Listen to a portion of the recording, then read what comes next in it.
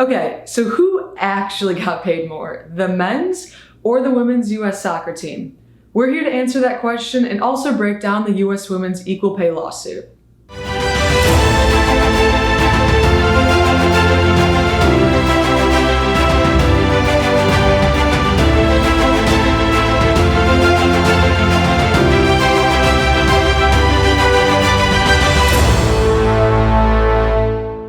So let's start by explaining what this lawsuit even says.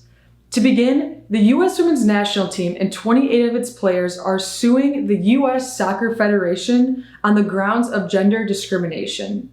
And so I want to make it known here that they're not suing FIFA, but the U.S. Soccer Federation in and of itself.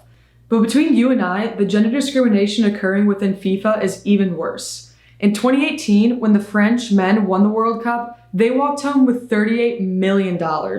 When the US women won the World Cup a year later in 2019, they only received $4 million. But let's hop back into the lawsuit itself.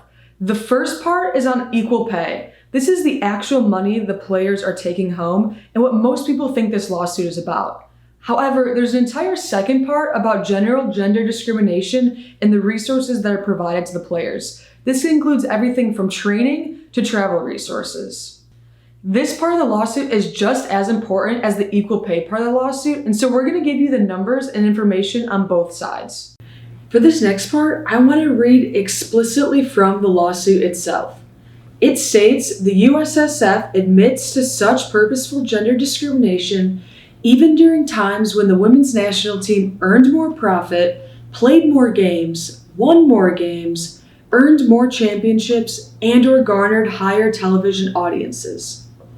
I start here because the first argument for the men is always that they must bring in more revenue. However, the lawsuit looks at 2016 through 2018, where the women actually brought in $1 million more in revenue. So let's try to explain why the women are paid less. Within the US Soccer Federation, there's two types of contracts. The men have a pay per play model that benefits them when they play, when they win, when they lose, when they qualify for championships with high bonus amounts. The women have a far less risky model where they're paid a base salary and given benefits even if no games occur or if injuries occur.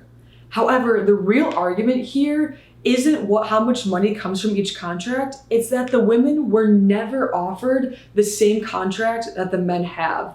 The one that they're stuck with was the only one offered to them and the only one that was available during negotiations. Here's a few details of those contracts. From 2015 to 2018, the men's team played on average 17 games. In comparison, the women played on average 22 games. This means that any total sum is going to be skewed towards the women simply because they played more games. For a ranked win, the men make more than double at $17,625 per game. The discrepancy is really seen for a World Cup win when the men's team takes home almost $10 million in comparison to the $2.5 million the women's team takes home. To answer the big question, the women's team did actually take home more money during the time period discussed, but this number fails to take into account the success and number of games required to collect this money. Let's step back from soccer for a moment and pretend we're looking at business sales representatives. If you have two employees working for the same company and one makes significantly more sales and has a much higher success rate, you would expect them to get paid more than the other employee. However, if at the end of the day, they made rather comparable amounts, you would question the contract that this more successful employee was operating under. The same thing is happening with the US Soccer Federation. The women just want to be paid in an equitable fashion, one that reflects the success that they've had. After winning multiple World Cups, Olympic titles, and being the #1 ranked team in the world for years now, they want their paycheck to reflect that success. And currently, it doesn't. It is a little bit more difficult to share tangible discrepancies between the resources provided to the men's team versus the women's team. However, one really strong example is field quality. The women's team often practices and plays on artificial turf, which is known to have higher injury rates than real grass. This is just one example of the discrepancies in resources. However, there are multiple listed in the lawsuit itself. and a judge agrees.